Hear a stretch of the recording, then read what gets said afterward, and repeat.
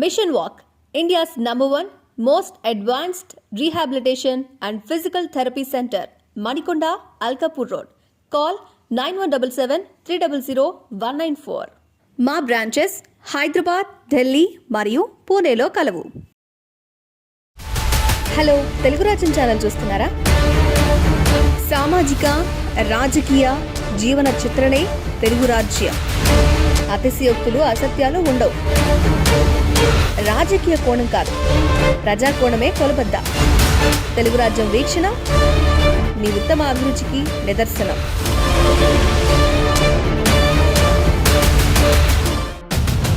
సంపూర్ణ మద్యపాన నిషేధం అంచెలంచెలుగా చేస్తామని చెప్పారు, కానీ ఇప్పటికీ కాలేదు కదా. మద్యం తాగొద్దని ఒక పక్క జగన్మోహన్ రెడ్డి గారు చెప్తుంటే మా తమ్ముడు తాగలేకపోతున్నాడు, సో మేము అధికారంలోకి వచ్చి దీని రేటు తగ్గిస్తాం. 24-29 కన్నా పోలవరం క్లియర్. పోలవరం 55,000 కోట్లు ప్రాజెక్ట్ సార్. ఇప్పుడు వరకు సెంట్రల్ గవర్నమెంట్ నుంచి వచ్చింది 20,000 కోట్లు, 50% కూడా రాలా. 72% ప్రాజెక్ట్ ఎట్ట కంప్లీట్ అయిందని చెబుతారు. వైజాగ్ సిటీని డ్రగ్స్ సిటీగా చేశారు జగన్ ప్రభుత్వం వచ్చిన తర్వాత అనేటువంటి. గుజరాత్లోని ముంద్రా పోర్టుకి సంవత్సరానికి ఇట్లాంటి 50-60 ఇన్సిడెంట్లు ఉంటాయి సంవత్సరానికి. మరి నరేంద్ర మోడీ డ్రగ్స్ని ప్రోత్సహిస్తున్నాడు అంటారా? రాబోయే 5 సంవత్సరాల్లో ఏమన్నా రాజధాని ఆంధ్రాకి ఉండే అవకాశం ఉంటుందా? ఒక నగరాన్ని నిర్మించడం అనేది ప్రపంచంలోనే పాజిబుల్ కాదు ప్రస్తుతం ఉన్న పరిస్థితిలో. పవన్ కళ్యాణ్ గారికి జగన్ అంటే అంత కోపం ఎందుకు ఉంటుంది? ఈగో. ఎందుకు ఈగో సార్? పవన్ కళ్యాణ్ జగన్మోహన్ రెడ్డి గారి కంటే ముందు రాజకీయాల్లోకి వచ్చాడు. ఆయన 2008లోనే ప్రజారాజ్యంలో యువరాజ్యం నుంచి ఉన్నాడు. రాజశేఖర రెడ్డి గారి వల్ల ఓడిపోయాం. ఈ ఈగో సాటిస్ఫై కావట్లా. తెలుగు రాజ్యం ప్రేక్షకులకు స్వాగతం. ఎప్పుడులాగే ఈరోజు కూడా ఒక పవర్ఫుల్ గెస్ట్, ఒక రాజకీయాల పట్ల కంప్లీట్ అవగాహన ఉండి ఏ విషయంకైనా కరెక్ట్గా ఆన్సర్ చెప్పగలుగుతారు. వైఎస్ఆర్సీపీ తరపున మంచి లీడర్గా, స్పోక్స్ పర్సన్గా తనకంటూ ఒక మంచి పేరున్న వ్యక్తి కారుమూరి వెంకటరెడ్డి గారు మనతో ఉన్నారు. సార్, వెల్కమ్ టు తెలుగు రాజ్యం స్టూడియో. నమస్తే అన్న. నమస్తే సార్. ఇప్పుడు వైఎస్ఆర్సీపీ పార్టీ ఎన్ని సీట్లు గెలవబోతుంది? మేము 2014లో 67 గెలిచాం. 2019 వచ్చేటప్పుడు 151 గెలిచాం. తర్వాత జరిగినటువంటి అన్ని స్థానిక సంస్థల ఎన్నికల్లో వైఎస్ఆర్ కాంగ్రెస్ పార్టీ స్వీప్ చేసింది. ఒక గ్రాడ్యుయేట్ ఎన్నికల్లో మేము ఎలక్షన్ సరిగ్గా చేసుకోలేక అది మా తప్పిదం. సో మిగిలిన టీచర్స్ ఎలక్షన్స్ కానీ మీరు అన్నట్టుగా మున్సిపాలిటీలు, పంచాయతీలు మొత్తం క్లీన్ స్వీప్ చేసాం. మరి మీరే చెప్పండి ఎన్ని గెలుస్తాం? ఎందుకంటే 151 గెలిచిన తర్వాత కూడా మళ్ళీ గ్రామీణ స్థాయి నుంచి జరిగినటువంటి అన్ని ఎన్నికలు, గ్రామీణ స్థాయి, మండల స్థాయి, మున్సిపాలిటీలు, కార్పొరేషన్ అన్ని ఎన్నికల్లో స్వీప్ చేస్తూ వచ్చినప్పుడు రెండోది 175కి 175 సీట్లు సింగిల్గా పోటీ చేస్తూ మేము ఇచ్చినటువంటి మేనిఫెస్టో మీకు అమలైతే మా ద్వారా మంచి జరిగితే ఓటేయమంటున్నప్పుడు మేము 2019 ఎన్నికల్లో అడిగింది ఏంటి? మేము అధికారంలోకి వస్తే మేనిఫెస్టో ఇంప్లిమెంట్ చేస్తూ ఉన్నాం. 24లో అమలు చేసి ఎన్నికలకు వెళ్తున్నాం. మరి ఎంతకంటే ఎక్కువ రావాలిగా. బేసికల్గా మీరు చెప్పినట్టు మేనిఫెస్టోని అమలు చేసి వెళ్తున్నాం అంటున్నారు. బట్ అదే మేనిఫెస్టోలో సంపూర్ణ మద్యపాన నిషేధం అంచెలంచెలుగా చేస్తామని చెప్పారు, కానీ ఇప్పటికీ కాలేదు కదా. దశల వారీ మద్యపాన నిషేధం అన్నాం. మేనిఫెస్టోలో ఉంది క్లియర్గా, ఎక్కడ వెళ్ళేది కాదు. దశల వారీ మద్యపాన నిషేధం అన్నాం. దాంట్లో భాగంగా 45,000 బెల్ట్ షాపులు ఉంటే ఫస్ట్ అధికారంగా బెల్ట్ షాపులన్నీ తీసి పడేయించాం. అదేవిధంగా వైన్స్ని ప్రభుత్వం హ్యాండ్ ఓవర్ చేసుకుంది. అంటే ప్రైవేట్ వ్యక్తుల చేతుల్లోకి వెళ్తే ఎలా పడితే అలా ఇబ్బడి ముబ్బడిగా ఎవరికి ఇన్ని కావాలంటే అన్ని ఇచ్చేస్తారని లిమిటెడ్గా మద్యం అందిస్తూ ఉన్నాం. సో మద్యం తాగేవారి సంఖ్య తగ్గింది, బార్ల సంఖ్య తగ్గించాం. కొంత దాంట్లో సక్సెస్ అయ్యాం. ఫుల్ ఫ్లెడ్జ్డ్గా మీరు అన్నట్టుగా కొన్ని అమలుకు అడుగులు బండి ఉన్నాయి. పూర్తయినాయి, చాలా వరకు పూర్తయి ప్రతి సంవత్సరం నడుస్తూ ఉన్న పథకాలు కొన్ని అమలుకు అడుగులు పడినాయి. ఓకే, ఇప్పుడు సపోజ్ మీరు అన్నట్టుగా మద్యపాన నిషేధం అది అమలుకు అడుగులు పడింది. కానీ ఒక విషయంలో దానికి మిగిలిన వాళ్ళ మద్దతు లేకపోవటం వల్ల కూడా, మిగిలిన వాళ్ళంటే ఎవరు? ఇక్కడ ఉన్నటువంటి మీడియా, ఇక్కడ ఉన్నటువంటి రాజకీయ పార్టీ నాయకులు. ఎందుకంటే ఒక యజ్ఞం చేస్తూ ఉన్నారు జగన్మోహన్ రెడ్డి గారు. ఈ మద్యం అనేది ఆరోగ్యానికి హానికరం, దయచేసి తాగొద్దు, ఇది మద్యం అనేది కుటుంబాల్లో చిచ్చు రేపుతుంది, సో ఈ మద్యం తాగొద్దని ఒక పక్క జగన్మోహన్ రెడ్డి గారు చెప్తుంటే మాకు అపోజిషన్గా ఉన్నటువంటి పార్టీలు, తెలుగుదేశం పార్టీ, చంద్రబాబు నాయుడు గారు ప్రతి మీటింగ్లో ఒక వాటర్ బాటిల్ ఎవరో ఒకటి తీసుకొని వచ్చి తమ్ముడు అదిగో ఒక వాటర్ బాటిల్ ఇచ్చాడు చూడండి, మా తమ్ముడు ఇది తాగలేకపోతున్నాడు, సో మేము అధికారంలోకి వచ్చి దీని రేటు తగ్గిస్తాం, ఇంకా ఇస్తాం. ఇది ప్రతిపక్ష నాయకుడు మాట్లాడుతున్న మాట. అలానే బీజేపీ అధ్యక్షుడిగా ఉన్న సోము వీర్రాజు గారు మేము చీప్ లిక్కర్ చీప్గా 50కి ఇస్తాం, 70కి ఇస్తాం. పవన్ కళ్యాణ్ గారు మేము ఈ మద్యపాన నిషేధం చేయలేం, సో మేము దీన్ని కొనసాగిస్తాం. క్వాలిటీ మధ్యాహ్నం ఇస్తామని. క్వాలిటీ ఏంటి సార్? మద్యం ఆరోగ్యానికి హానికరం అయితే మళ్ళీ దాంట్లో క్వాలిటీ ఏంటి? అంటే క్వాలిటీ లేకపోతే మరి ఇప్పుడు తెలుగుదేశం వాళ్ళు ఎంతమంది తాగినాలు ఏదో అయిపోవాలిగా, జనసేనలు తాగినాలకు అయిపోవాలిగా, వైఎస్ఆర్సీపీ తాగినాలకు అయిపోవాలిగా, ఎవరన్నా ఎక్కడన్నా అయిందా?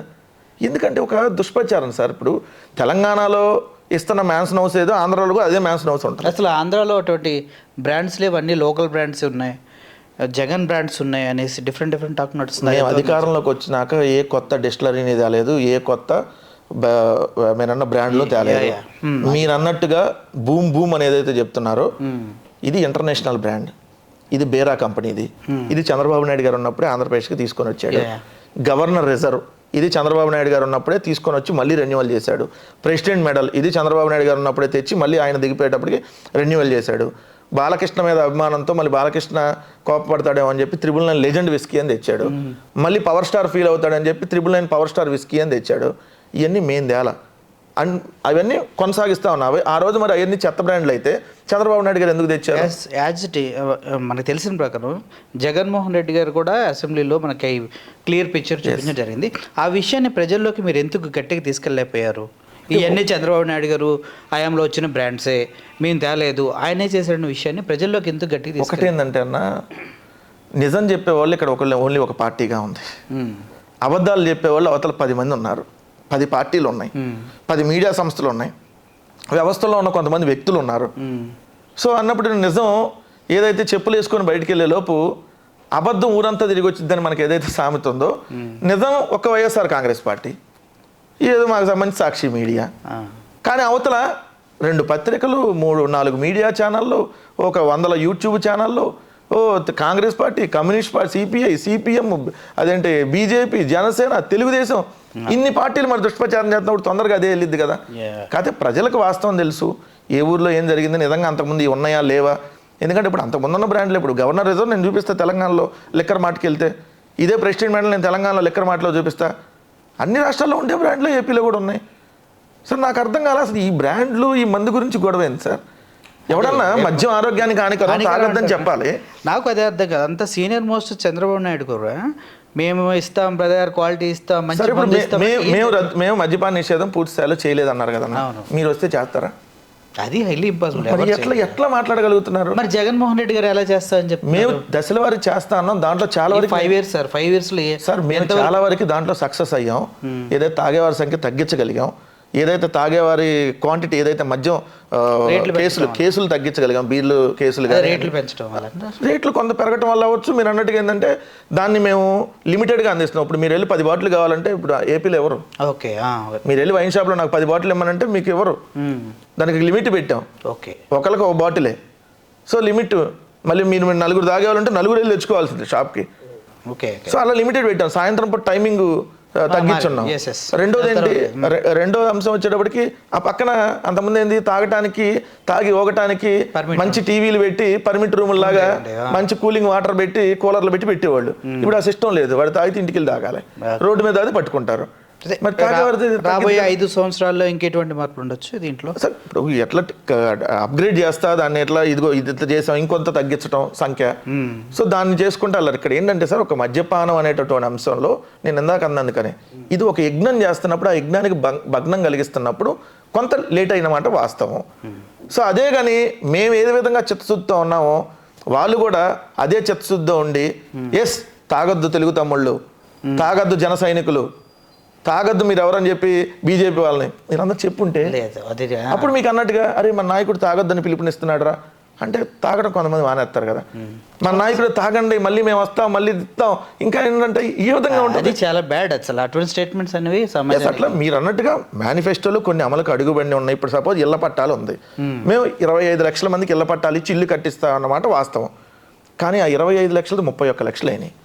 కోర్టులకు వెళ్ళారు. మేము మేనిఫెస్టోలో పెట్టింది 24 లక్షల మందికి ఇస్తామని పెట్టాం.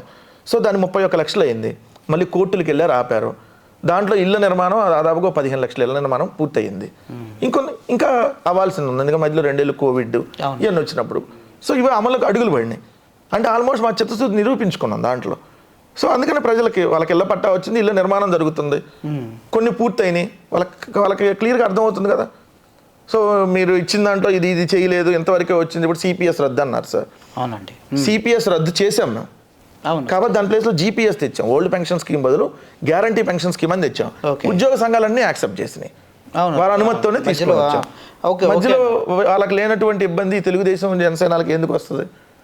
సో మీరు సిపిఎస్ రద్దు చేయలేదు అంటాడు. ఒరే రద్దు చేసాం ఆల్రెడీ, సిపిఎస్ రద్దు అయిపోయింది, దాని ప్లేస్లో ఓపీఎస్ ప్లేస్లో జీపీఎస్ వచ్చింది. ఇది లాంగ్ రన్ రాష్ట్ర భవిష్యత్తుని, ఉద్యోగస్తుల భవిష్యత్తుని దృష్టిలో పెట్టుకొని చేసినటువంటి కార్యక్రమం. మేము కూడా ఇప్పుడు ఇచ్చి ఓపీఎస్కి మారిస్తే రేపొద్దున నెక్స్ట్ వచ్చినటువంటి ప్రభుత్వం ఇబ్బంది పడిపోద్ది.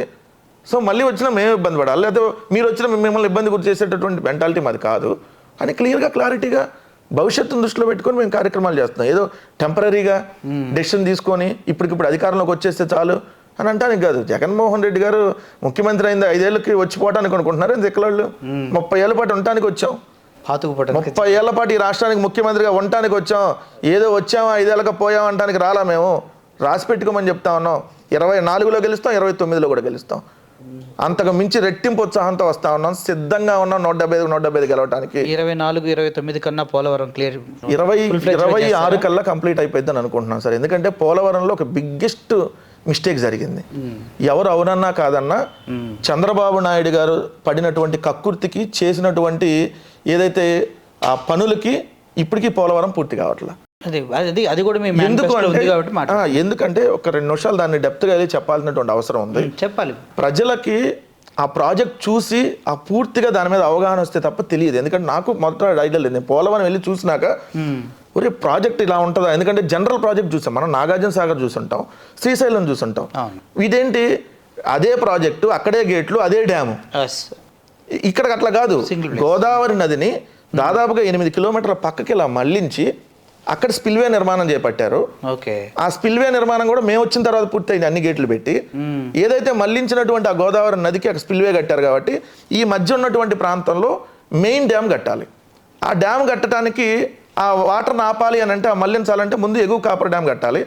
మళ్ళీ కింద వాటర్ మళ్ళీ ఇటు రాకుండా ఉండాలంటే దిగువ కాపర్ డ్యామ్ కట్టాలి.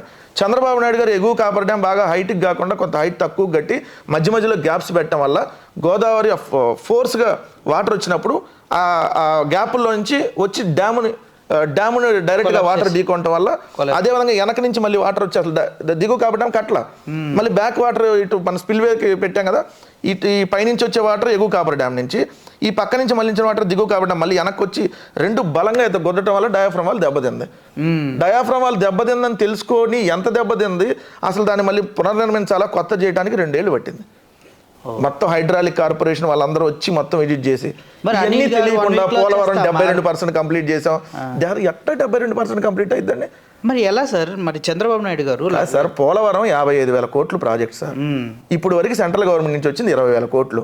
50% కూడా రాలా. 72% ప్రాజెక్ట్ ఎట్లా కంప్లీట్ అయిందని చెబుతారు. మరి ఎలా కంప్లీట్ అయిందని గత ఎన్నికల ముందు బస్సులు పెట్టి చంద్రబాబు నాయుడు జయము చంద్రన్న అదే కదా, అందుకనే కదా ఇప్పుడు జయము పోయి గెట్అవుట్ చంద్రబాబు అని అందుకని ఇచ్చింది. సార్ ఎవడన్నప్పుడు మీరు ఇక్కడ కట్టారు ఏది తీగల వంతెన, ఏది మన ఇనార్బిట్ దుర్గం చెరువు దగ్గర ఏమన్నా టీఆర్ఎస్ ప్రభుత్వం ఇట్లా కడుతున్నామని చెప్పి ఏమన్నా బస్సులు వేసుకొని రమ్మందా తెలంగాణలో ఉన్న ప్రజల్ని? కట్టినాక వాళ్ళే వచ్చి ఫోటోలు దిగుతున్నారా? కట్టిన తర్వాత వచ్చి మరి ఎవడైనా కట్టినాక దిగుతారు కానీ నేను ఇట్లా కడుతున్నా దానికి పోలవరం విహారయాత్ర పేరుతో 400 కోట్లు వృధా చేశాను. బస్సులు మా ఊరు నుంచి కూడా చాలా మంది పోలవరం విహారయాత్రల పేరుతో దేవినేని ఉమా కాన్స్టిట్యున్సీ నుంచి 1,00,000 మందిని తీసుకెళ్లారు అని చెప్పి రికార్డులో చూపించి ఏదే ఆర్టీసీ బస్సులో తీసుకెళ్ళాం. వాళ్ళకి పొద్దున్నే మీల్స్ కింద, అదే బ్రేక్ఫాస్ట్ కింద, మీల్స్ కింద, సాయంత్రం డిన్నర్ కింద అని చెప్పి ఒక మనిషి కింద అని చెప్పి చూపించి అఫీషియల్గా పోలవరం విహారయాత్రలు ఖర్చులే 400 కోట్లు. మరి ఏందండి వీళ్ళు ఇంతసేపు దుబారా చేసి పోలవరం లేట్ అయింది అంటాడు. అరే పోలవరం ఎందుకు లేట్ అయింది? ఇందుకే లేట్ అయింది. పోలవరం అనేది ఒకటే కాదు, అది నార్మల్ ప్రాజెక్ట్ అనుకోండి. మీకు అది చెప్పాను కదా, ఎగువ కాపర్ డ్యాము, దిగువ కాపర్ డ్యాము, మధ్యలో అసలు మెయిన్ డ్యామే ఇంకా కట్టలేదు కదా, కట్టకుండా పోలవరం కంప్లీట్ అయింది అంటున్నారు. మరి ఈ విషయాలు ఎందుకు మరి ప్రజలకి క్లియర్గా మీరు సార్ చెప్పాను కదా, వెళ్ళి చూస్తే అది అర్థమవుతుంది. నేను అన్నా ఇందాక చెప్పాను కదా, నిజం ఒక పక్క ఉంది. వైఎస్ఆర్ కాంగ్రెస్ పార్టీగా సింగిల్గా ఒంటరిగా ఉంది. అబద్ధంగా 10 పార్టీలు 10 మీడియా సంస్థలు ఒకటి ఉన్నాయి. ఫోర్స్గా అబద్ధం వెళ్ళిద్ది కదా. అబద్ధం చెప్పేవాడు ఒక్కడు లేడు, 100 మంది ఉన్నారు అక్కడ. బట్ నిజం కొద్దిగా లేట్కి వెళ్ళిద్ది, బట్ నిజం ఎప్పుడు గెలిచిద్ది, ఇది ఆబ్వియస్లీ. బేసికల్గా ఇదే విధంగా ఇంకో టాపిక్ తీసుకుందాం సార్.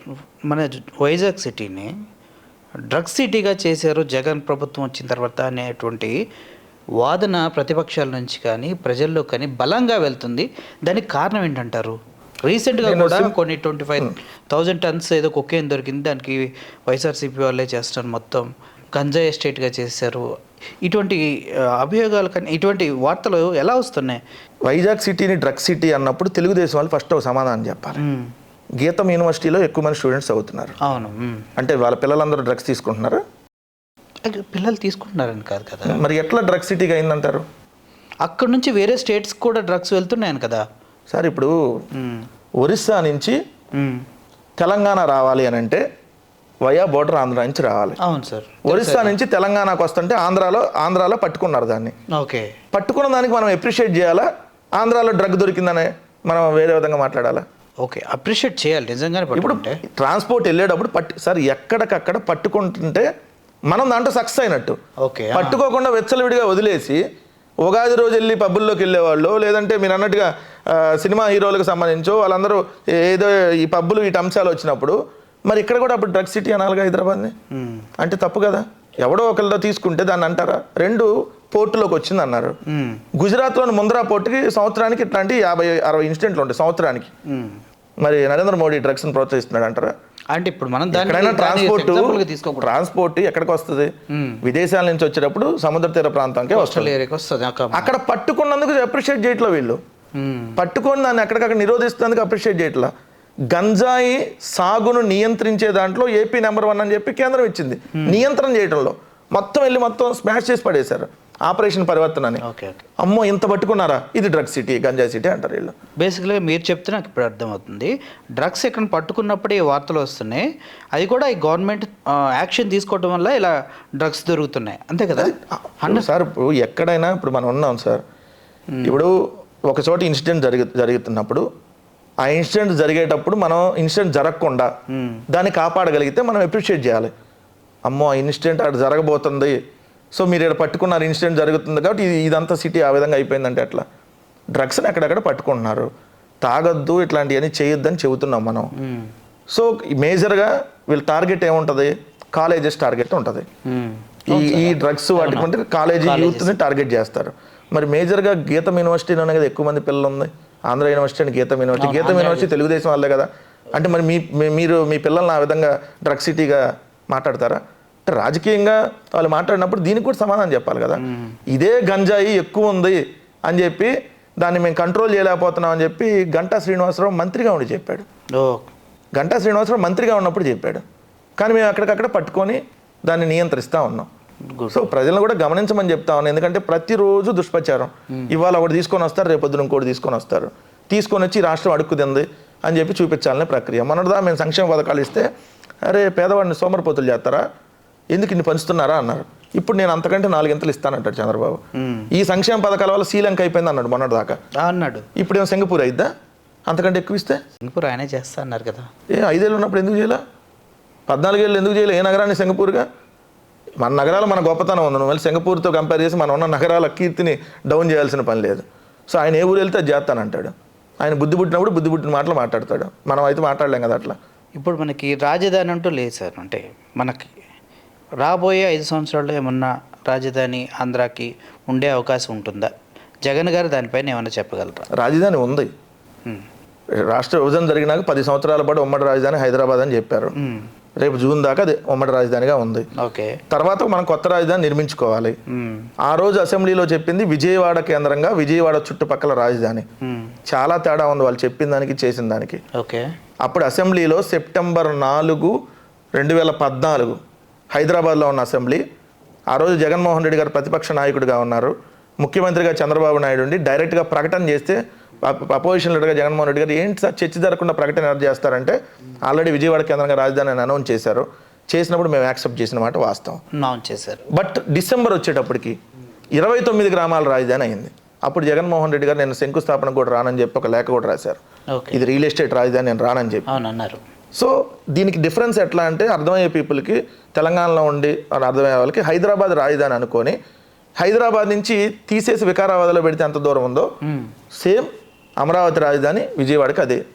విజయవాడ అన్నప్పుడు యాక్సెప్ట్ చేసాం. అదే మీరు అన్నట్టు విజయవాడ గుంటూరుని రెండింటిని కలిపేసి క్లబ్ చేసి ఒక పెద్ద నగరంగా చేస్తానంటే డెఫినెట్లీ యాక్సెప్ట్ చేసేవాళ్ళు. Okay. కానీ మీరేం చేశారు, కొత్త నగరాన్ని కడదాం, అమరావతి అనే నగరాన్ని నిర్మిద్దాం, దాంట్లో 9 నవనగరాలను కట్టాలి అని చెప్పి 30,000 ఎకరాలు 3 పంటలు పండేటటువంటి భూములను లాక్కొని ఆ రోజు మేము ల్యాండ్ పూలింగ్ని వ్యతిరేకించాం. సో వచ్చిన తర్వాత మేము కూడా అమరావతిని డెవలప్ చేయాలి, రాజధాని అనేది మేము ఎన్నికలప్పుడు కూడా చెప్పాం, దానికి మేము కట్టుబడే ఉన్నాం. కానీ వచ్చిన తర్వాత మేము 6 months పాటు అధికారంలో రాగానే బోస్టర్ కన్సల్టింగ్, జిఎన్ రావు కమిటీ, మంత్రివర్గ సంఘం అన్నీ వేసి చూసిన తర్వాత కొత్త రాజధాని అనేది ఒక నగరాన్ని నిర్మించడం అనేది ప్రపంచంలోనే పాజిబుల్ కాదు ప్రస్తుతం ఉన్న పరిస్థితిలో. ఓకే, ఉన్న నగరాన్ని పెద్దది చేసుకోవడం ఈజీ, ఇది అంతే తప్ప పల్లెటూర్లన్నీ కలిసి అది మున్సిపాలిటీ అయ్యి, అది కార్పొరేషన్ అయ్యి, అది పెద్ద నగరం అయ్యేది పాజిబుల్ అయ్యేటువంటి అంశం కాదు. అలా అని అమరావతిలో రాజధాని అనుకున్నారు కాబట్టి ఇక్కడ అసెంబ్లీ నుంచి ఇక్కడ ఏ విధంగా డెవలప్మెంట్ చేయాలో మంగళగిరి, తాడేపల్లి కార్పొరేషన్ చేసేసి దాన్ని అమరావతి మెట్రోపాలిటన్ డెవలప్మెంట్ అథారిటీగా చేసి దాన్ని డెవలప్ చేయాలనే దాంట్లో మాస్టర్ ప్లాన్ రూపొందించాం. సో ఉన్నటువంటిది ఆప్షన్ ఏంటి రాజధానికి, మన భారతదేశంలో అన్ని రాజధానులను మీరు కంపేర్ చేస్తే పెద్ద నగరం మెట్రోపాలిటన్ నగరం. అవును, మన పక్కన బెంగళూరు, ఆ బెంగళూరు ధీటుగా అమరావతి ఎప్పుడైనా అయిద్దా? ఊహల కన్నా టైం పట్టొచ్చు, చాలా టైం. ఎన్ని నాకు పిల్లలు పుట్టినాక పిల్లలకు మళ్ళీ పిల్లలు పుట్టినాక అయ్యే దానికోసం ఎంత ఖర్చు అయింది? 30 years 40 years మినిమం పడుతుంది. మరి అమరావతి దానికోసం అప్పుడు దాకా వెయిట్ చేయాల్సిన పని ఏంటి? ఉన్నది కదా ఆల్రెడీ మనకి విశాఖపట్నం బిగ్గెస్ట్ సిటీ, ఇండియాలోనే టాప్ 10 సిటీలో ఒకటి, హైదరాబాద్ కంటే బ్రహ్మాండమైన నగరం, పక్కన కోల్కతా కంటే ఇంకా బ్రహ్మాండమైన నగరం, చెన్నై కంటే డబల్ బ్రహ్మాండమైన నగరం, రోడ్డు మార్గం ఉంది, రైల్వే మార్గం ఉంది, జల మార్గం ఉంది, వాయు మార్గం ఉంది, అన్ని రకాల పీపుల్ అక్కడ, అంటే భారతదేశంలో అన్ని రాష్ట్రాల పబ్లిక్ నివసిస్తున్నటువంటి నగరం. ఒక 10,000 కోట్లు ఖర్చు పెట్టామనుకోండి, విజయనగరం ఆల్మోస్ట్ విశాఖపట్నం కలిసి పెద్ద నగరం అయిపోద్ది. అదే మా ప్లాన్ అది.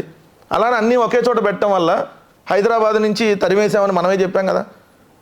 అలా కనుక అసెంబ్లీ ఒక చోట, సచివాలయం ఒక చోట, అదేవిధంగా హైకోర్టు ఒక చోట మార్చాలనుకున్నాం. దానికి న్యాయస్థానాలకు వెళ్ళి అడ్డుపడ్డారు ఈ దుర్మార్గులు. 4.5 ఏళ్ళగా న్యాయస్థానాల్లో ఉంది. మేము డెసిషన్ తీసుకుంది డిసెంబర్ 2019. మరి ఫ్యూచర్లో ఏ ఛాన్స్ ఉండేది? అవును సార్, ఎన్నాళ్ళని న్యాయస్థానాలు ఆపగలుగుతారు? అయితే ఇంకో 5-6 నెలలు ఆపగలుగుతారు. అయినా రేపు గెలవగానే జగన్మోహన్ రెడ్డి గారు వైజాగ్ షిఫ్ట్ అయిపోతారు. ముఖ్యమంత్రి గారు ఎక్కడ ఉంటే యంత్రాంగం అంతా అక్కడే ఉంటుంది. రేపొద్దున అవునన్నా కాదన్నా వైజాగ్ రాజధాని అయిపోయినట్లు లెక్కే. అందుకని ఆల్రెడీ సీఎం ఆఫీసు అన్నీ కూడా ఆల్రెడీ కట్టేసి ఉన్నారు. అక్కడ సీఎం గారి హౌస్, సీఎం క్యాంప్ ఆఫీసు అన్ని కూడా రెడీ వేసి కట్టేశారు. అదొక పెద్ద ఇష్యూ అయిపోయింది కదా. అని నాకు అర్థం కాలే, కొండల మీద తవ్వకుండా ఎట్ట కడతారు? గుండు కొట్టారు, చాలా ఉన్నాయి కదా, దాన్ని కొండను తొలిసి కడతాం ఎందుకని కదా వాళ్ళు. అవునా, రామోజీ ఫిల్మ్ సిటీ గుండు కొట్టకుండా విగ్గి పెట్టి కట్టాడు రామోజీరావు. రామానాయుడు స్టూడియో ఆడ కట్టారు. ఇప్పుడు మనం ఉన్న ఇప్పుడు హైదరాబాద్లో బంజారాయిల్స్, జూబ్లీహిల్స్ ఇవన్నీ మనకి కొండలే కదా. కొండలు అన్ని కొండలే కదా. మరి బిల్డింగ్లు ఆడ కడతారు? అయినా కొండ మీద ఆల్రెడీ అంతకుముందు కట్టిన బిల్డింగ్ గుండు కొట్టకుండా కట్టారా? ఎక్కడానికి కొట్టాల్సింది? అంతకుముందు హరిత రిసార్ట్స్ ఉందన్న, దాన్ని పడగొట్టి కొత్తది కట్టారు అంతే. దాన్ని ఏదో గుండు కొట్టారు. అది ఒకసారి చూడండి, రిషికొండ ఇప్పుడు ఎంత అద్భుతంగా ఉందో ఒకసారి వచ్చి చూస్తే అర్థమైంది. మన దాకా మీకు వీడియోలు కూడా వచ్చి ఉంటాయి కదా నెట్లో. సో బిల్డింగ్ కడితే అంటే అదేదో నాశనం అయిపోద్దంట. ఇప్పుడు అసలు మాట్లాడటానికైనా అర్థం ఉండాలి కదా. ఒక పర్యాటక ప్రాంతంగా ఉన్న దాంట్లో ఎస్, ముఖ్యమంత్రి గారికి సేఫ్టీగా మా రాష్ట్ర ముఖ్యమంత్రి గారిని కాపాడుకోవాల్సిన బాధ్యత అందరి మీద ఉంటుంది. సో ఆ ప్రాంతం చూసుకొని ట్రాఫిక్ ఇబ్బంది లేనటువంటి దగ్గర కొంత ఇవన్నీ అట్మాస్ఫియర్ అన్నీ ఉండే దగ్గర చూసుకొని కడతారు. అది జగన్మోహన్ రెడ్డి గారు పర్సనల్ కాదు కదా, రాష్ట్ర ముఖ్యమంత్రికి కార్యాలయం. సో అట్లా అనుకుంటే ఇప్పుడు రాష్ట్ర ముఖ్యమంత్రి కార్యాలయాన్ని జగన్మోహన్ రెడ్డి గారు సొంత నివాసాన్ని వాడుతున్నారు ఈరోజు తాడేపల్లిలో. ఎందుకంటే ఆ రోజు మేము పార్టీ ఆఫీసు, ఇల్లు అన్నట్టు పక్కపక్కన తీసుకుంటే సీఎంఓని దానికే వాడుతున్నారు ఈరోజు. సో దాన్ని మళ్ళీ మాట్లాడరు. సో వాళ్ళు ఏ విధమైన దుష్ప్రచారమైనా చేస్తారు. ఈరోజు వైజాగ్ సిటీలో 5 years బ్యాక్ ఏ విధంగా డెవలప్మెంట్ ఉంది, ఇప్పుడు ఎలా ఉందో వైజాగ్ పబ్లిక్ని అడగండి, వాళ్ళు కరెక్ట్గా చెప్తారు. నేను చెప్పింది కరెక్టో కదా అప్పుడు మీకే అర్థమవుతుంది. Sure sir. బట్ ఇప్పుడు వరకు వైసీపీ తరఫున మీ వాయిస్ గట్టిగా వినిపిస్తుంది సార్ అన్ని విషయాలు. మరి ఈ ప్రత్యేక హోదా విషయంలో ఎందుకు అంత గట్టిగా ఉండలేదు మీ పార్టీ? అంటే గట్టిగా లేరని అనుకుంటున్నారు. ఇక్కడ గట్టిగా ఉండటం అంటే 2 రకాల అంశం. తిడితేనే గట్టిగా ఉందని అంటే అది కాదంట నేను. ఇప్పుడు ప్రత్యేక హోదా అనేది మీరు ఈరోజు మీ క్వశ్చన్ రూపంలో ఈరోజు 10 ఏళ్ల తర్వాత కూడా మీరు అడిగారంటే అది లైవ్లో ఉండబట్టి అడిగారుగా. ఉంది కదా. అదే లైవ్లో లేకుండా ఇది ముగిసిపోయిన అధ్యాయం, ప్రత్యేక హోదా అంటే మేము పిల్లల్ని తీసుకెళ్ళి జైల్లో పెడతా, ప్రత్యేక హోదా అది ఒక పాచిపోయిన లడ్లు, ప్రత్యేక హోదా వద్దు, అసలు ప్రత్యేక హోదా అవసరం లేదని మాట్లాడి యూటర్న్ తిరిగిన వాళ్ళని మళ్ళీ యూటర్న్ తిప్పించి ప్రత్యేక హోదానే కావాలని చెప్పి ఈ రోజుకి లైవ్లో ఉంచిన జగన్మోహన్ రెడ్డి గారే కదా. రెండు మనకు మెజారిటీ సీట్లు రావాలి. ఉంచటం వేరు, అది అవుతుందా కాదా అని చెప్పటం వేరు. ఆంధ్రప్రదేశ్ అనేది ఇబ్బందులతో విడిపోయినటువంటి రాష్ట్రం. దాన్ని ఇంకా ఇబ్బందుల్లోకి నెట్టాడు మాజీ ముఖ్యమంత్రి చంద్రబాబు నాయుడు. దాన్ని సెటరేట్ చేయాల్సిన దాంట్లో మనకు 100 అంశాలు రావాలనుకోండి. 100లో ఒకటి ప్రత్యేక హోదా, మిగిలిన ఏదైతే కేంద్రం నుంచి రావాల్సినటువంటి రెవెన్యూ లోటు, కేంద్రం నుంచి రావాల్సినటువంటి ఏదైతే ఈ విభజన షెడ్యూల్లో పెట్టినటువంటి ఆస్తులు, ఇవన్నీ రకరకాలుగా మనకు 100 అంశాలు ఉంటే ఒక్క ప్రత్యేక హోదానే పట్టుకొని మోడీని అమిత్ షాని తిడుతా వెళ్తే ఈ 99 ఆగిపోతుంది కదా. ఓకే, ఈరోజు 17 రాష్ట్రాలు ట్రై చేస్తే బల్క్ డ్రగ్ పార్టీ ఏపీ సాధించుకోగలిగింది. దేశంలో 7 పారిశ్రామిక కారిడార్లు వస్తే 3 ఏపీ తెచ్చుకోగలిగింది. సో ఈరోజు కేంద్రంతో సత్సంబంధాలు మెయింటైన్ చేయవల్ల చంద్రబాబు నాయుడు వాళ్ళు మంత్రివర్గంలో ఉండి తెచ్చుకోలేని రెవెన్యూ లోటుని 10,000 కోట్లు మేము తీసుకురాగలిగాం. పోలవరానికి ఏకబిక్కినగా 17,000 కోట్లు ఆమోదం తెలుపుకోగలిగాం, ఇంకా రాకపోయినా తెలిపించుకోగలిగాం. సో ఇవన్నీ ఆ ప్రభుత్వంతో సఖ్యతగా ఉండబట్టే అయింది. లేదు నా ప్రత్యేక హోదా ఇవ్వలేదు, ఇస్తావా మోడీ, లేదంటే మేము పెళ్ళాన్ని తిడతా, నువ్వు పెళ్ళాన్ని తీసుకోలేనాడు, ఈ ప్రత్యేక హోదా ఏమెత్తావు, ఇవన్నీ కూడా మేము కూడా మాట్లాడాం అనుకోండి, చంద్రబాబు నాయుడుకి మాకు తేడా ఏముంటుంది? సో మేము సాక్షాత్తు ప్రధానమంత్రి గారి సమక్షంలోనే నీతి ఆయోగ్ మీటింగుల్లో కావచ్చు, పార్లమెంట్లో కావచ్చు, స్వయంగా విశాఖపట్నం వచ్చినప్పుడు, భీమవరం వచ్చినప్పుడు బహిరంగ సభల్లో కావచ్చు, మాకు మీతో ఎటువంటి రాజకీయ ప్రయోజనాలు లేవు, ఉండవు కూడా, మాకు రాష్ట్ర ప్రయోజనాలే ముఖ్యం, మీరంటే మాకు గౌరవం ఉంది, ఇదిగో మా రాష్ట్రానికి ఎన్ని పెండింగ్ ఉంది ఇవ్వండి అని చెప్పి బహిరంగానే అడుగుతున్నాం. కాకపోతే దీన్ని గట్టిగా అడగలేదు అని అంటే, గట్టిగా అంటే ఆ వర్షన్లు అడగలేం, ఒక్కొక్కరు ఒక వర్షను. మేము సానుకూలంగా తెచ్చుకోవాలనుకునేటటువంటి వర్షన్, ఇక్కడ positive version YSR Congress party, అవతల నెగిటివ్ వర్షన్ తంతా రాళ్ళేస్తా, అమిత్ షా వస్తే ఇస్తావా, లేకపోతే 40,000 వదులుతా, నువ్వెంత మోడీ, నువ్వు నీ స్థాయి ఏంది, ఉన్నారు కదా సార్, మరి వాళ్ళకి ఇప్పుడు సార్ బీజేపీ వాళ్ళకి సిగ్గు లేదు, వీళ్ళకి సిగ్గు లేదు, జనసేనకి అసలు అంతకంటే లేదు. ఇంకా ఆ ముగ్గురు కలిస్తే సిగ్గులేని వాళ్ళు ముగ్గురు కలిస్తే ఉపయోగం ఉంది. దాంట్లో ఎవడన్నా మంచివాడు కలితుంటే ఒకడన్నా, ఇప్పుడు అమ్మనా బూతులు తిట్టాడు కదా ఇదే మోడీని, వాళ్ళు కూడా తిట్టారు కదా చంద్రబాబుని, 40,000 వదులుతాడు సహా మొత్తం అసెంబ్లీలోనే నా రక్తం ఏదంటే ఉడికిపోతుందో మరిగిపోతుంది అన్నాడు చంద్రబాబు. ఇప్పుడు మరిగి మొత్తం పోయిందా రక్తం? ఇప్పుడు ఎట్టకెళ్ళారు? ఇదే పవన్ కళ్యాణ్ని రకరకాలుగా మాట్లాడారు వాళ్ళే, తల్లిని తిట్టించాడు అన్నారు. మరి తల్లిని తిట్టించిన వాళ్ళతో సిగ్గు లేకుండా వీళ్ళు కలిసి పవన్ కళ్యాణ్ గారు చంద్రబాబు నాయుడు గారు ఏది చెప్తే అది ఆ గీత నేను దాటని కూడా స్టేట్మెంట్ చేశారు ఒకసారి. ఆయన మొన్నటిదా శాచించే స్థాయిలో ఉన్నా అన్నాడు, ఇప్పుడేమో యాచించే స్థాయికి వెళ్ళిపోయి 24 గాయత్రి మంత్రం అన్నాడు, 21 రుక్మిణి మంత్రం అన్నారు వాళ్ళు జనసేన వాళ్ళు. 11 ఎన్నో వచ్చినాక మరి అది ఏ మంత్రం అయిందో తెలియదు, మరి రష్యన్ మంత్రం అయిందా, ఇంకా ఇప్పుడు ఏదో సింగపూర్ అంటున్నారు కొత్తగా, ఆ మంత్రం అయిందా? 11 కదా ఇప్పుడు ఒరిజినల్ వాళ్ళకి వచ్చినాయన్ని, మిగిలిన వాళ్ళందరూ తెలుగుదేశం నుంచి పంపించి కండవాళ్ళు కప్పి సీట్లు ఇచ్చారు కదా.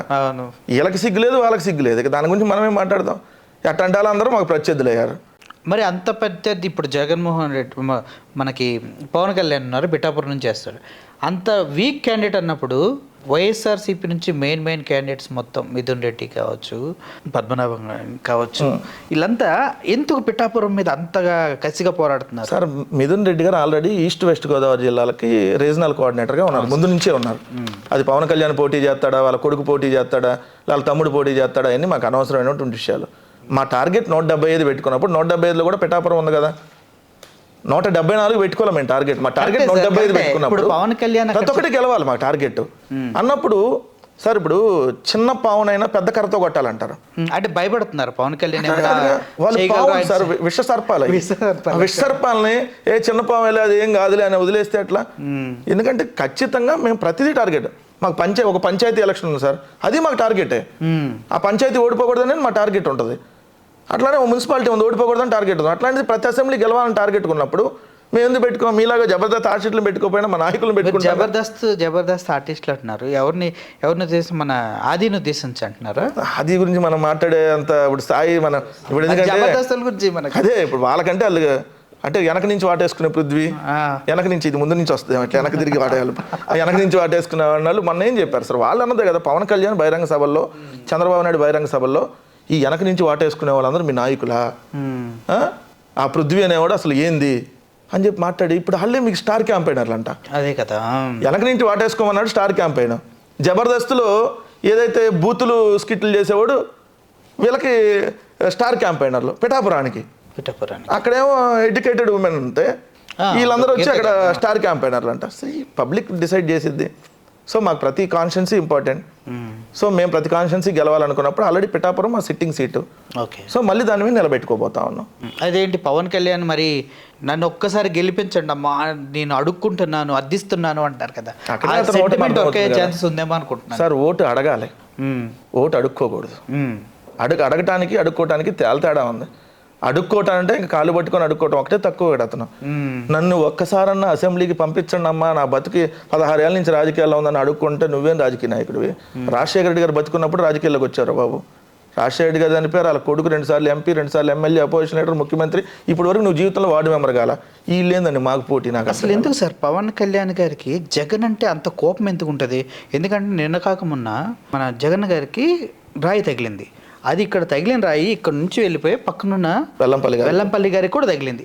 అంత ఫోర్స్గా వచ్చి హిట్ అయినప్పుడు కూడా నేను పవన్ కళ్యాణ్ గారు వ్యాఖ్యలు విన్నా ఒక మీటింగ్లో. ఆయన ఏమంటారు, లైట్స్ ఆఫ్ అయిపోయి దండలో ఏమైనా పెట్టుకుని కొట్టుకున్నాడేమో నాకేం తెలుసు అంటాడు.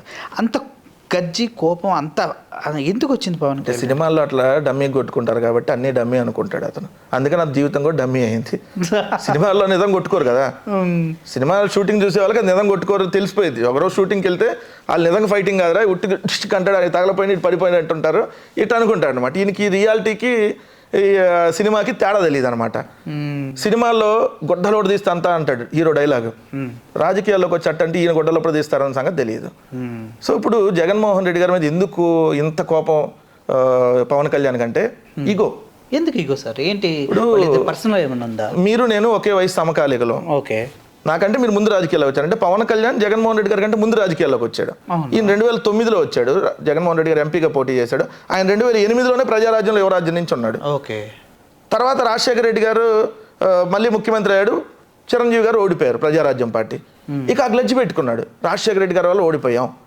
సో వాళ్ళ కొడుకు మళ్ళీ ఎంపీ అయ్యాడు, ఆయన పార్టీ పెట్టుకున్నాడు, మళ్ళీ అపోజిషన్ లీడర్ వచ్చాడు, మళ్ళీ ముఖ్యమంత్రి అయ్యాడు. అందుకని నీకు సాటిస్ఫై కావట్లా. అంతకంటే ఏముంటుంది ఇంకా? ఆయనకి ఈయనకి నాస్తా కదా అలా ఉన్నాయా?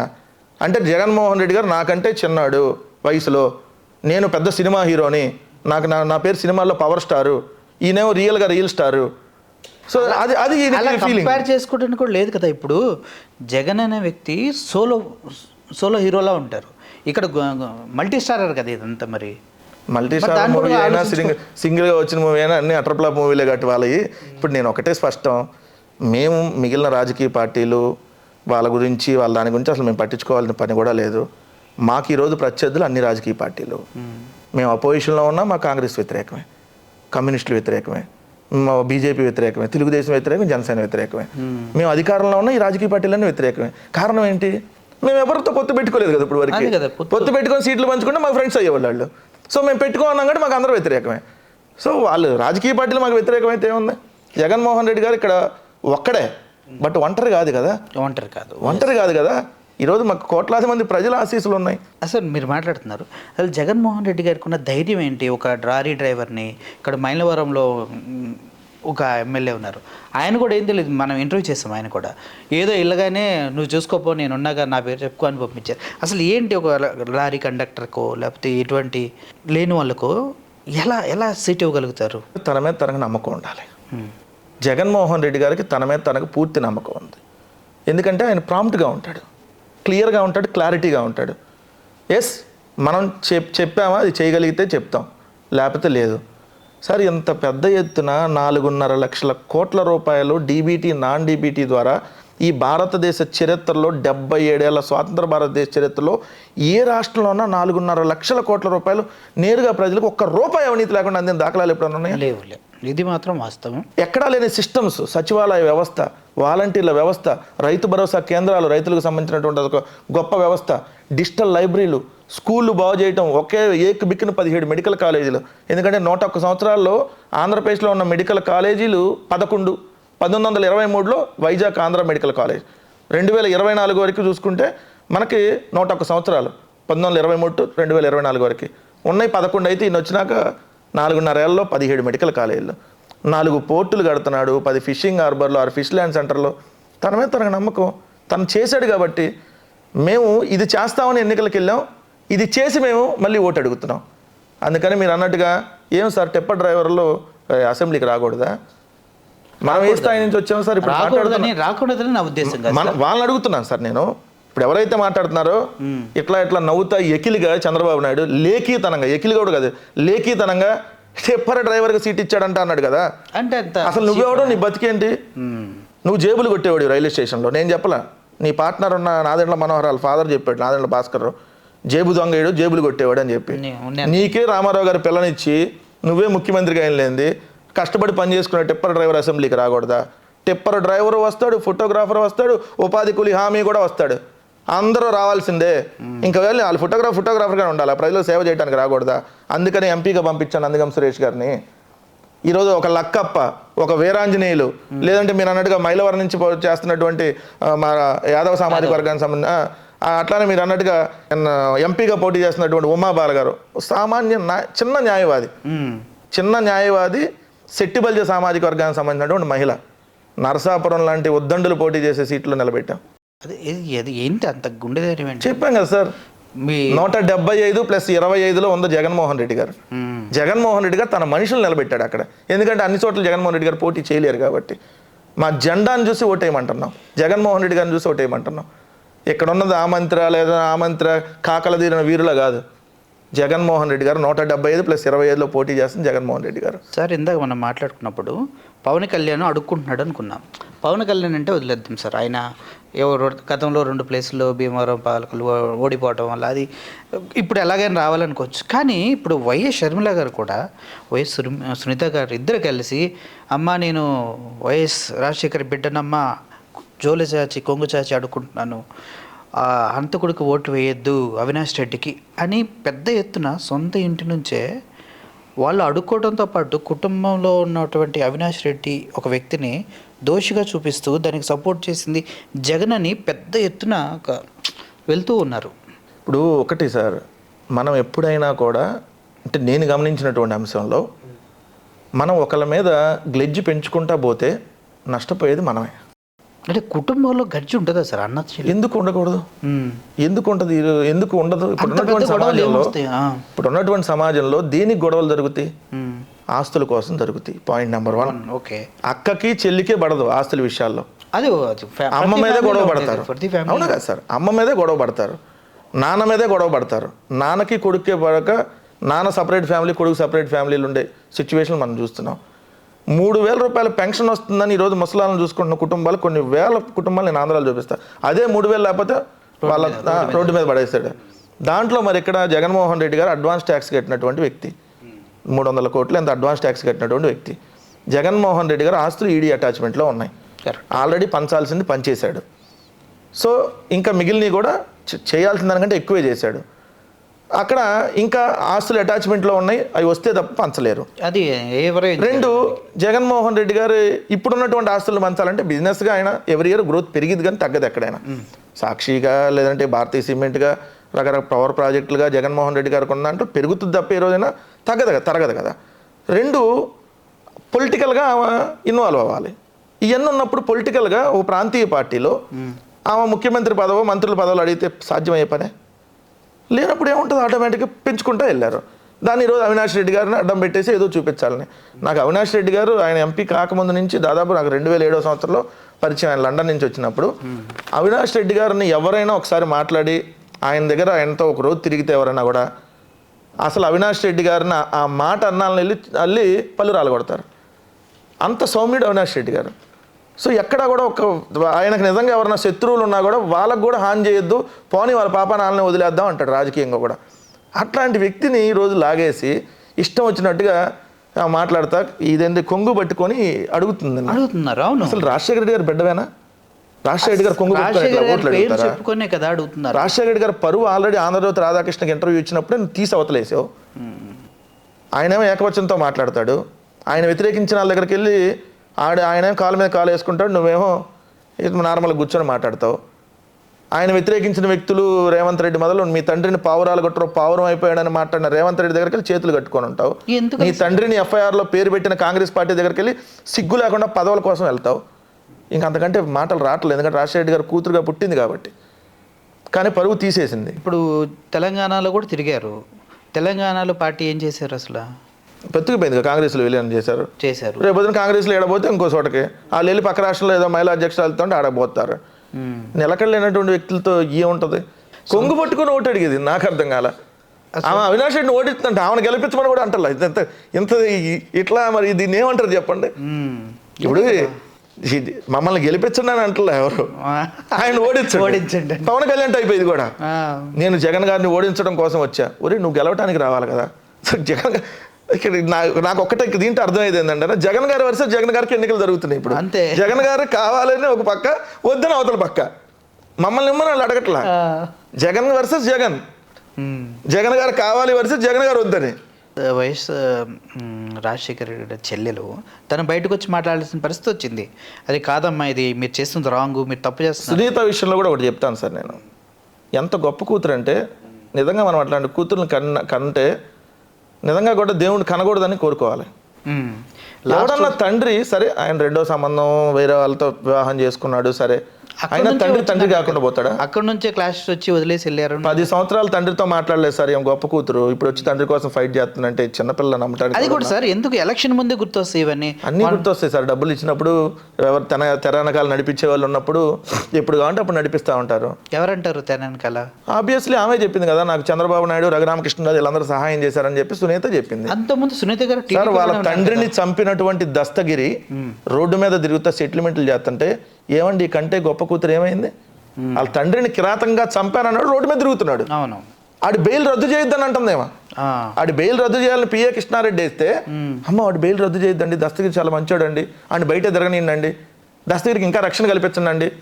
ఏంది నీ తండ్రిని చంపినాడు అంటే? సునీత గారు ఫస్ట్ నుంచి టీడీపీలో ఉన్నారు, బీటెక్ రవితో వాళ్ళు క్లోజ్గా ఉంటారని. సార్ 2011 అప్పుడు అంటే జగన్మోహన్ రెడ్డి గారు పార్టీ పెట్టినటువంటి బై ఎలక్షన్స్ అప్పుడు కూడా వివేకానంద రెడ్డి గారిని బలవంతంగా వీళ్ళే జగన్మోహన్ రెడ్డి గారి వైపు వెళ్ళనీయకుండా, ఎవరైతే సునీత భర్త అయినటువంటి నర్రెడ్డి రాజశేఖర రెడ్డి, నర్రెడ్డి శివప్రకాష్ రెడ్డి, వీళ్ళే రాజకీయంగా ఈ నర్రెడ్డి రాజశేఖర రెడ్డికి పదవులు కావాలి. ఓకే, సో నర్రెడ్డి రాజశేఖర రెడ్డికి పదవులు కావాలంటే వివేకానంద రెడ్డి గారిని కాంగ్రెస్ పార్టీలో ఉంచి మంత్రి పదవులు తెచ్చి ఆ రోజు అదే విధంగా వాడుకున్నారు. సో చెప్పాను కదా, కూతురు తండ్రితో 10 సంవత్సరాలు మాట్లాడలా. ఇట్లాంటి కూతురు ఏడని చూస్తాం. ఎంత ఎవరన్నా 10 రోజులు మాట్లాడుకుంటే మనం అరే అమ్మ ఫోన్ చేద్దామని అనుకుంటాం కదా, నాన్నకు ఫోన్ చేద్దామని. ఏ చిన్న ఉన్నా కూడా ఏం అసలు ఇంటికి వస్తే ఆయన ఇంటికి వస్తాడు. ఎందుకంటే సౌభాగ్యం కూడా ఇక్కడ హైదరాబాద్లో ఉండిద్ది కూతురు దగ్గర. వివేకానంద రెడ్డి ఇంటికి వస్తే ఏం అన్నం పెట్టదు, ఇక అలా భార్య పెట్టాల్సిందే. కూతురు ఈయన వచ్చాడంటే వెళ్ళి వేరే రూమ్లోకి తలిపేసుకొని ఉంటుంది. ఇట్లాంటి గొప్ప కూతురుని ఈరోజు కొన్ని ఛానళ్ళు అమ్మ ఇంత అద్భుతమైన కూతురా అని చూపిస్తున్నారు. తెర వెనక ఇది, తెర ముందు టీవీలో కనపడేది వేరు, తెర వెనక సునీత, నర్రెడ్డి రాజశేఖర రెడ్డి గారి క్యారెక్టర్లు ఇవి. ఆస్తుల కోసం తండ్రినే చంపించారు. డెఫినెట్లీ ఇది నర్రెడ్డి రాజశేఖర రెడ్డి అంటే అల్లుడు చేసినటువంటిదే. ఓకే, అది బయటికి ఎక్కడ వచ్చిద్దా అనేటటువంటి ఆలోచనతో వీళ్ళు రివర్స్గా వెళ్ళి సిబిఐలో రామ్ సింగ్ అనే అతనికి డబ్బులు ఇచ్చి మేనేజ్ చేసి, ఓపెన్గా చెప్తున్నా, దాంట్లో దాపరికమే ఉంది. జగన్మోహన్ రెడ్డి మేనేజ్ చేస్తున్నారంటున్నారు కదా సార్. మేనేజ్ అయితే మా కేసులో మేనేజ్ చేసుకుంటాం కదా, ఈ కేసులు ఎందుకు మేనేజ్ చేస్తాం? మా కేసులు ఇన్ని సంవత్సరాల దాకా తేల్చంటారా బాబు అంటున్నాం. ఇన్ని సంవత్సరాల కేసులు తేలిస్తే అప్పుడు ఒక్కొక్కరికి సమాధానం చెప్పడానికి ఉంటుంది కదా. మా మీద మత్స్య ఎవరైతే వేశారో అప్పుడు కోర్టుల ద్వారా ఎస్ మేము క్లీన్ చిట్ తెచ్చుకున్నాక అప్పుడు వీళ్ళ నోట్లో ఏమొస్తుంది, ఏం మాట్లాడతారనేది మేము వెయిట్ చేస్తున్నాం.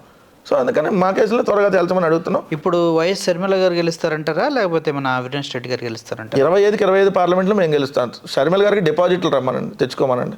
రాజశేఖర రెడ్డి గారు బెడ్ అని చెప్తుంది కదా, మరి అప్పుడు డిపాజిట్లు తెచ్చుకోమని. మీరు ఎక్కడ వెళ్ళిపోతుంది అది ఆలోచించట్లేదండి సార్? ఇప్పుడు వైఎస్ వివేకానంద రెడ్డి గారే పోటీ చేశారు సార్.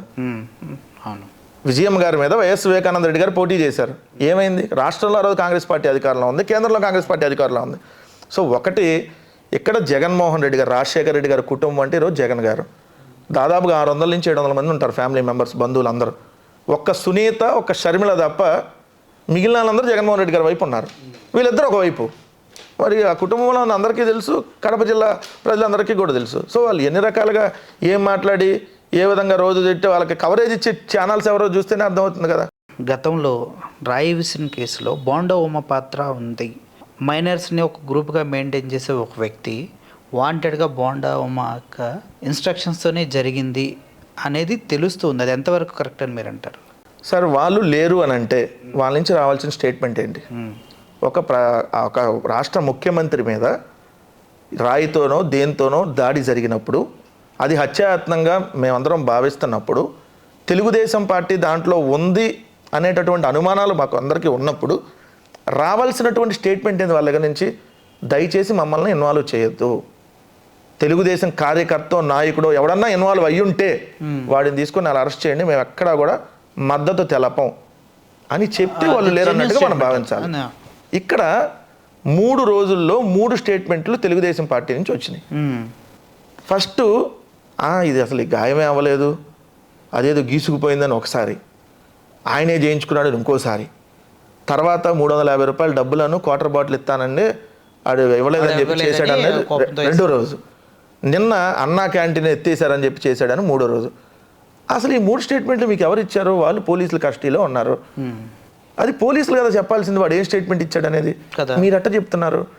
రెండోది వాళ్ళు మైనర్ అంటే అంత ఏజ్ 14-15 ఏళ్ళు అది 16 ఏళ్ళు ఉంటుంది. అన్నా క్యాంటీన్ స్టోరీ ఎప్పుడుది? 5 ఏళ్ల క్రితంది. అంటే వాడు వయసు అప్పుడు ఎంత 11 ఏళ్ళు ఉంటుంది. చిన్న 11 ఏళ్ళప్పుడు అంటే వాడికి అన్నా క్యాంటీన్ పెట్టారని తెలిసి వాడు రోజు అక్కడ భోజనం తిని ఆ భోజనం ఇప్పుడు దాకా 5 సంవత్సరాలుగా వాళ్ళు తినకుండా బతకలేక ఆ క్యాంటీన్ ఎత్తేసారని దాడి చేశాడంట. అరే ఎవడన్నా నమ్మటానికన్నా కథ అల్లేటప్పుడన్నా కరెక్ట్గా అల్లాలిగా. 11 ఏళ్ల వయసులో వాడు అన్నా క్యాంటీన్లో భోజనం చేశాడంట. ఇప్పుడు 5 ఏళ్ళు అయింది కదా సార్ అన్నా క్యాంటీన్ అంటే 2019 ముందు. ఇప్పుడు 16 ఏళ్ళు అనుకోండి వాడికి, అప్పుడు ఏజ్ అంతా 11 కదా. 5 ఏళ్ల క్రితం అన్నా క్యాంటీన్ ఎత్తేసారంట. ఈ 5 ఏళ్ల నుంచి జగన్మోహన్ రెడ్డి గారు ఆడ కనపడలేదంట. ఇప్పుడు ఇక్కడికి వచ్చేటప్పటికి రాయి తీసుకొని కొట్టేశాడంట.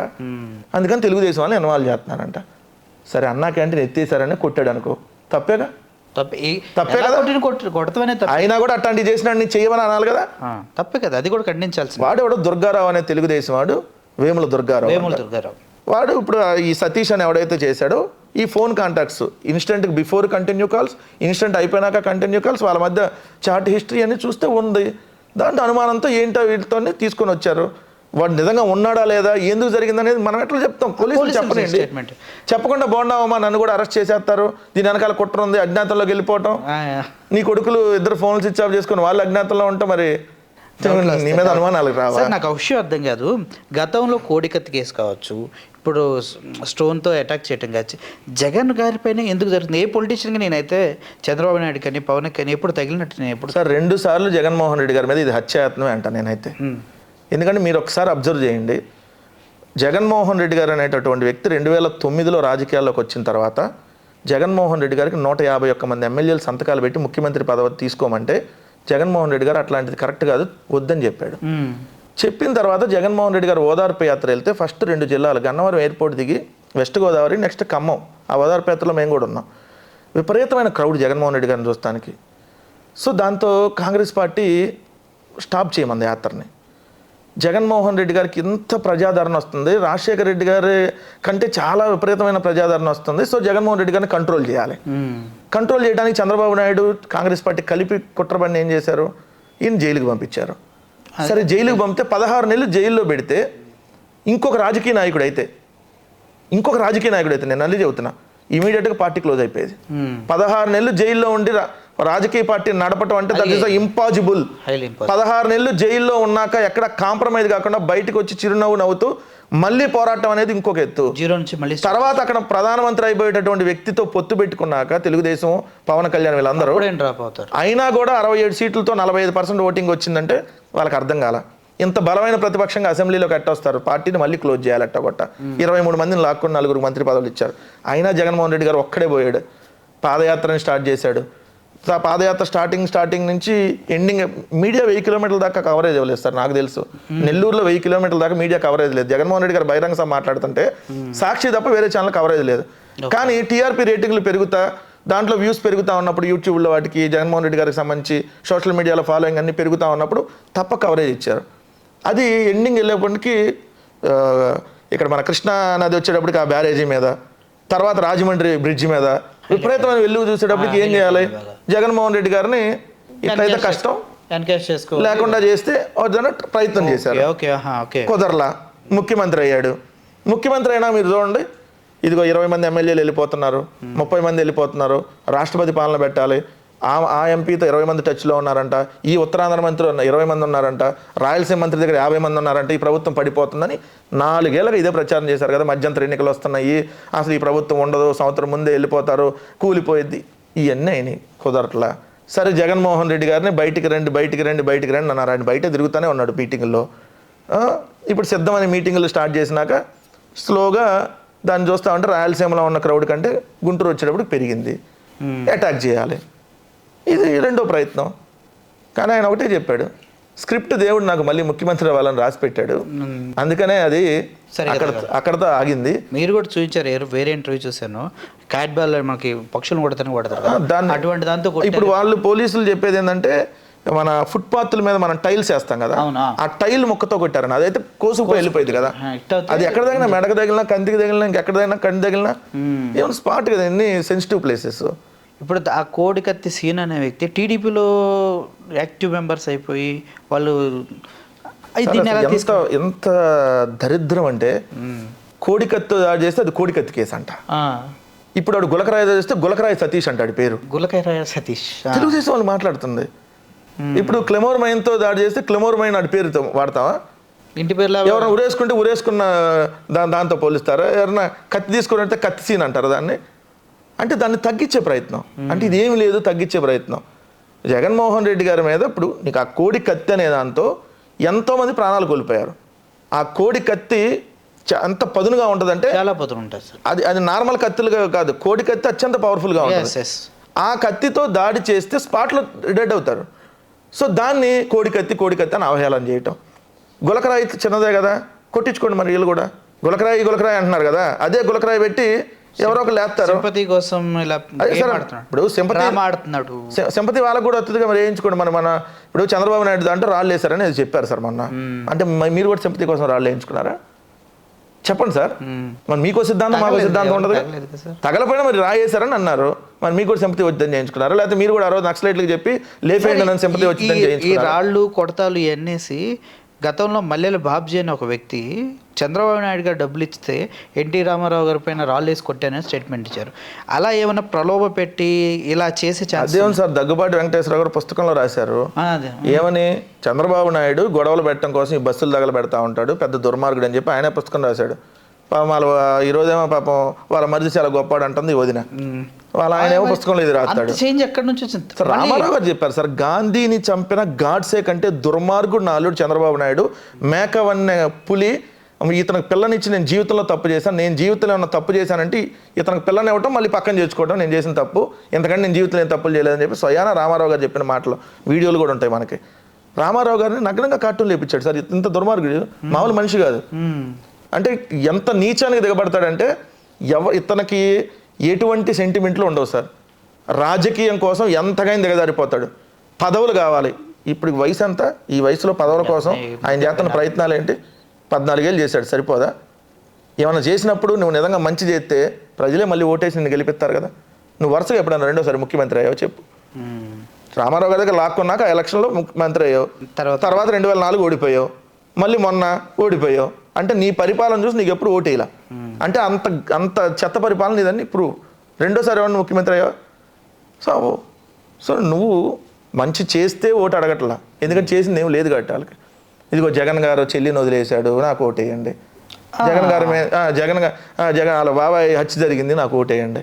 ఊరే ఇదే ప్రజాక్షేత్రంలో. బాబాయ్ హత్య ఎప్పుడూ జరిగింది 5 ఏళ్ల క్రితం. తర్వాత ఎలక్షన్స్ అయిపోయింది, మళ్ళీ ఎలక్షన్ కూడా అది కూడా టీడీపీ గవర్నమెంట్లోనే జరిగింది కదా. టీడీపీ గవర్నమెంట్లో జరిగింది. వీళ్ళే దాంట్లో ఎంక్వైరీలు సిట్ 1 వీళ్ళే వేశారు. మరి అప్పుడు ఎందుకు చేయకుండా ఇప్పుడు రాజీనామా చేయాలి చంద్రబాబు నాయుడు. ఓహో, అసలు నైతికంగా అయితే మరి ఒక మాజీ ముఖ్యమంత్రి గారి సోదరుడిని హత్య చేస్తే మరి నైతికంగా రాజీనామా చేయాలిగా. నేను ఎవడో అంటున్నాడు, నిన్ను నువ్వే కాపాడుకోలేకపోతే ఈ రాష్ట్రాన్ని ఏం కాపాడుతావు? మరి నీ మీద దాడి జరిగినప్పుడు నువ్వే కదా ముఖ్యమంత్రి. క్లెమర్ నక్సలైట్లు నీ మీద దాడి చేసినప్పుడు నువ్వే ముఖ్యమంత్రి కదా. మరి నీ మీద దాడి జరిగి నువ్వే కాపాడుకోలేకపోయావు కదా. అంటే ప్రధానమంత్రి గారిని కూడా చంపింది దాఖలా ఇందిరాగాంధీ గారిని అన్ని. సో దాన్ని ఎక్కడ మందని అంటావు? సో జగన్మోహన్ రెడ్డి గారు కేర్ఫుల్గా ఉండాల్సినటువంటి అవసరం ఉంది. ఎందుకంటే ప్రత్యర్థులు ఎక్కువ మంది అయ్యారు జగన్మోహన్ రెడ్డి గారికి. కారణం ఏంటి అని అంటే ఎడ్యుకేషన్ మాఫియా లేకుండా చేశాడు, హెల్త్ మాఫియా అంటే మెడికల్ మాఫియా నిరోధించాడు, శాండ్ మాఫియా నిరోధించేశాడు. శాండ్ మాఫియా మొత్తం జగన్ హ్యాండ్ ఓవర్లోనే ఉందంటున్నారు కదా సార్. ప్రభుత్వానికి డబ్బులు వస్తున్నాయి, ప్రైవేట్ వ్యక్తులకు రావట్లేదు. రేట్లు పెంచేసి సామాన్యుడి పైనే కదా భారం పడేది సార్. అంతకుముందు అదే రేట్లు, కాకపోతే అదేంటంటే వాళ్ళు తెలుగుదేశం జేబుల్లోకి వెళ్ళి ఫ్రీగా ఇస్తున్నామని చెప్పేవాళ్ళు. సో ఇప్పుడు ఇసుక మాఫియా లేదు, అట్లానే మద్యం మాఫియా లేదు. మద్యం అంతా ప్రభుత్వమే, ప్రైవేట్ వ్యక్తుల చేతుల్లో లేదు కదా. ప్రైవేట్ వ్యక్తుల చేతుల్లో లేకపోయేటప్పటికి ఆ మద్యం మాఫియా, శాండ్ మాఫియా, అట్లానే మీరు అన్నట్టు మెడికల్ మాఫియా. ఈరోజు ప్రభుత్వం 1000 రూపాయలు దాటితే ఆరోగ్యశ్రీ, ఫ్యామిలీ డాక్టర్ ఇంటికి వెళ్తున్నాడు. మరి మెడికల్ హాస్పిటల్ ఏదైతే కార్పొరేట్ హాస్పిటల్ మాఫియా ఉంది కదా, చంద్రబాబు నాయుడు పెంచి పోషించిన రమేష్ హాస్పిటల్ లాంటి మాఫియా. అదేవిధంగా మీరు అన్నట్టు ఎడ్యుకేషన్ మాఫియా, నారాయణ, చైతన్య లాంటి విద్యా సంస్థలకి ఈరోజు సీట్లు ఖాళీ అని బోర్డులు కనపడుతుంటే ప్రభుత్వ స్కూల్లోనేమో సీట్లు ఫుల్, ఇక్కడ మాకు లేవు, రావద్దు ఎవరని చెప్పి బోర్డులు కనపడుతున్నాయి, ఫుల్ అయిపోయినాయి అని చెప్పి. సో మరి ఇవన్నీ ఉంటాయి కదా. సో ఇంతమంది ప్రత్యర్థుల్ని కొన్ని మీడియా సంస్థల మాఫియా, ఎందుకంటే వాళ్ళు ఇక్కడ ప్రత్యర్థిగా ఒక మీడియా సంస్థ వాళ్ళకి ఉండి రాజకీయ పార్టీగా జగన్మోహన్ రెడ్డి గారు ఉంటారు. వైసీపీ కూడా ఉన్నాయి కదా సార్, మరి సాక్షి ఉంది, మేము లేవని చెప్పట్లేదు కదా, సాక్షి పత్రిక మాదే, సాక్షి టీవీ మాదే, మాకు అంతకంటే వేరే ఏం లేవనే చెప్తున్నాం. సోషల్ మీడియా చాలా పెద్దది సాక్షి. సోషల్ మీడియా ఎవరికైనా ఇండివిజువల్ చేసుకున్నాయి సార్, కంపేర్ టు వేరే.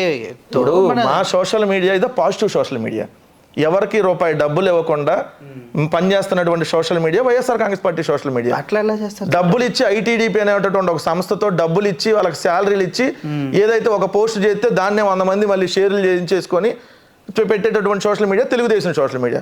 ఇక జనసేన సోషల్ మీడియా గురించి చెప్పవసలా, వాళ్ళు పెట్టే బూతులు, వాళ్ళు చేసే ఒకరికి తలాత ఉండదు, తోక ఉండదు, అదొక డిఫరెంట్.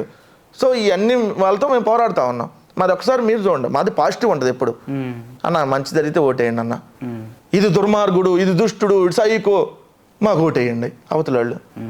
అరే సైకో అయితే ఈ పాటికి మీరు ఇన్ని మాటలు అంటే, ఇన్ని రకాల మాటలు, చెప్పులు తీసుకొని అంతా పేకలు పిసి చంపేస్తానంటేనే మేము ఏం చేయలేదే. అదే విధంగా జగన్మోహన్ రెడ్డి గారు ఒక్క క్షణం ఆ మాట అవతల ఏ ముఖ్యమంత్రి ఉన్నా రోడ్ల మీద తన్నిచ్చుతంటారు. కానీ మేము వాళ్ళే పానీలే వాళ్ళ పాపానాలని వదిలేసాం. ఎందుకలా? ఎందుకు జగన్ సార్ గజరాజు పోతా ఉంటే మరుగుతూ ఉంటాయి కుక్కలు. ఇక్కడ ఉంది జగన్మోహన్ రెడ్డి గారు గజరాజు. సో అవతల ఉన్నది గుంట నక్కలు, వాళ్ళు ఎన్నైనా మాట్లాడుకొని. ఇప్పుడు నేను చాలా సర్వేస్ చూస్తున్నాం, అన్ని సర్వేస్ వైఎస్ఆర్సీపీ 128 నుంచి 135 వరకు సీట్లు వస్తాయి, గెలుస్తుంది అనే ఇప్పటి వరకు నాకున్న సర్వీస్. కొన్ని అయితే ఫేవర్గా పర్సనల్ సర్వీస్ నాకు తెలియదు, కానీ ఓవరాల్గా ఆత్మసాక్షి కొన్ని సర్వీస్, వెల్ నోన్ సర్వీస్. ఈ సర్వీస్ని ఏమైనా మేనేజ్ చేయడం జరుగుతుందా బేసికల్గా మన పార్టీ వైపు నుంచి? మీరు అన్నదని చెప్తాను సార్. ఇప్పుడు సర్వేలను మేనేజ్ చేసామని అనుకుందాం, కానీ పబ్లిక్ మూడు తెలియజేస్తుంది కదా వైఎస్ఆర్ కాంగ్రెస్ పార్టీ వైపే ఉందని. జగన్మోహన్ రెడ్డి గారు సభలు చూస్తూ ఉన్నా, వాళ్ళేమో ఇరుకు సందుల్లో పెట్టి సినిమా హీరోలను తీసుకొని వచ్చిన, జబర్దస్త్ యాక్టర్లను తీసుకొని వచ్చిన, ఇరుకు సందులో బారుకు నిలబెట్టిన 3-4 వేల మంది కూడా ఉంటల్లా. దాన్ని ఉంచమంటే ఆ చివరకు చూపిస్తారు. అది ఎంత ఉంటుంది? చిన్న సిమెంట్ రోడ్ లాగా ఉంటుంది. ఇటో బ్యానర్లు కడతారు, ఈ బ్యానర్ లైన్కి కడితే ఈ లైన్లో 10 మంది కంటే పట్టరు. 10 అట్లా వేసుకుంటే ఎంత చూపించినా 3-4 వేల మంది. జగన్మోహన్ రెడ్డి గారు ఏమో 100 ఎకరాల్లో పెద్ద పెద్ద మీటింగులు చూస్తున్నారు, మళ్ళీ బస్సు యాత్రలో ఎక్కడికక్కడ కిక్కిరిసిన జనం. సో పబ్లిక్ మూడు జగన్మోహన్ రెడ్డి గారి వైపు ఉందనేది కదా. రెండోది మేము అన్ని ఎలక్షన్లో గెలుస్తుంటే ఏపీ 3 మళ్ళీ జగన్ వారి వైపు ఉందనే కదా. మరి ఇంకా దాంట్లో మేము సర్వేలను మేనేజ్ చేసేదే ఉంది.